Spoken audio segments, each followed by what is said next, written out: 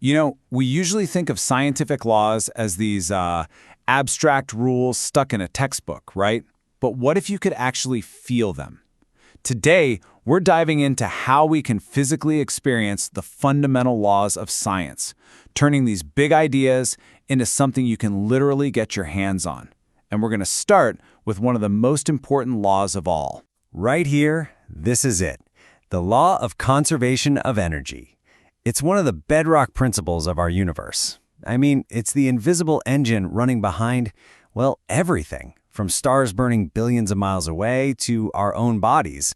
And today, we're not just going to see it, we're going to feel it in action. So here's the journey that energy is going to take. It's a simple but really powerful chain. We'll start with mechanical energy. That's just the energy of motion. Then we're going to watch it convert into electrical energy, which is really just the flow of electrons. And finally, we'll see that transform into our final products, light and, a little bit of heat. This three-step process is the absolute key to everything we're talking about today. Okay, so let's get out of the clouds of abstract principles and down to a real-world example.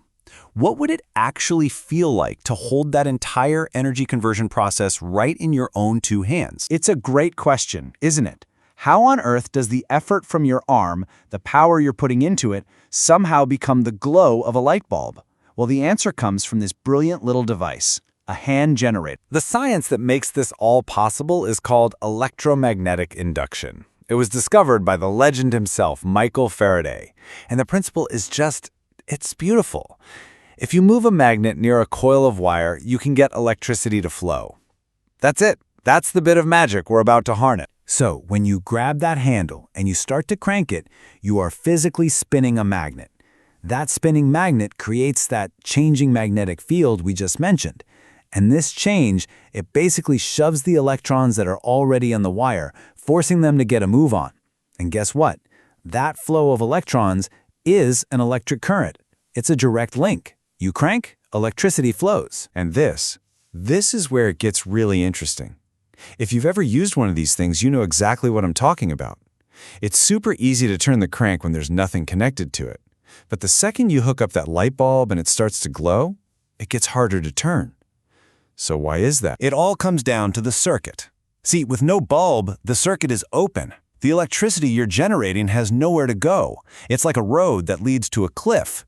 But when you connect the bulb, you've completed the circuit. You've given the electricity a path to follow. The current flows, the bulb lights up, and all of a sudden, you feel this pushback, this resistance. And the reason for that resistance is this really cool bit of physics called Lenz's law. What it says is that the electric current you're creating with all your hard work, well, it generates its own magnetic field. And this new magnetic field actually opposes the spinning that created it in the first place.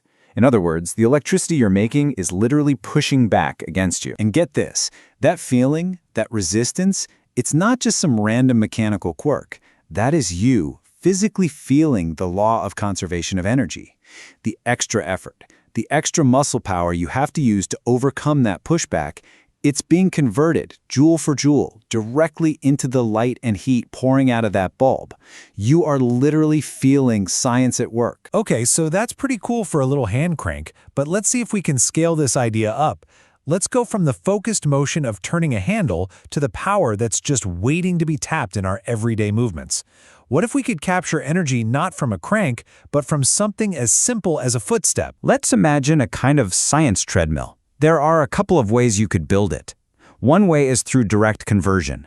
You could use these special materials called piezoelectrics. They're amazing. They create a little zap of electricity when you squeeze them. So every footstep would generate a pulse of power. The other way is a lot more familiar. You just use the treadmill belt to turn some rollers, which then drives a generator. It's basically just a big, foot-powered version of our hand crank. Now, to make any of this real useful, you need a whole system. First, you've got to harvest that kinetic energy from every footstep. But look, each step only gives you a tiny little jolt of power.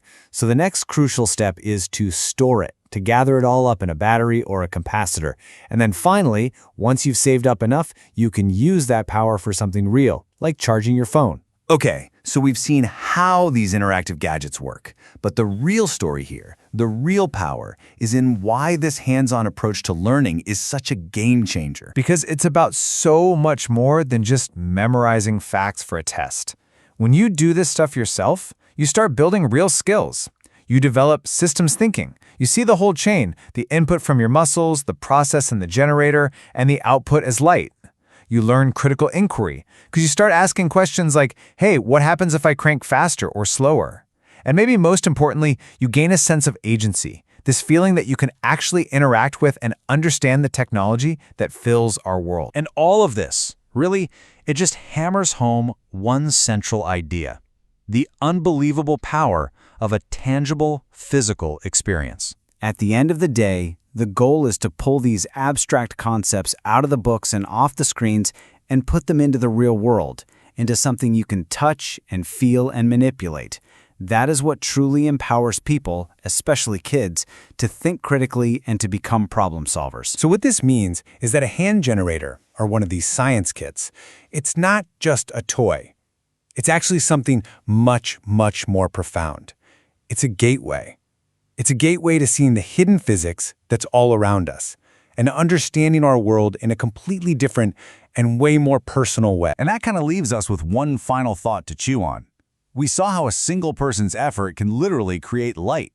So if your own individual footsteps can charge a phone, just imagine for a second, what could our collective movement, all of us, in subways and stadiums and busy city centers, what could all of that incredible human energy power?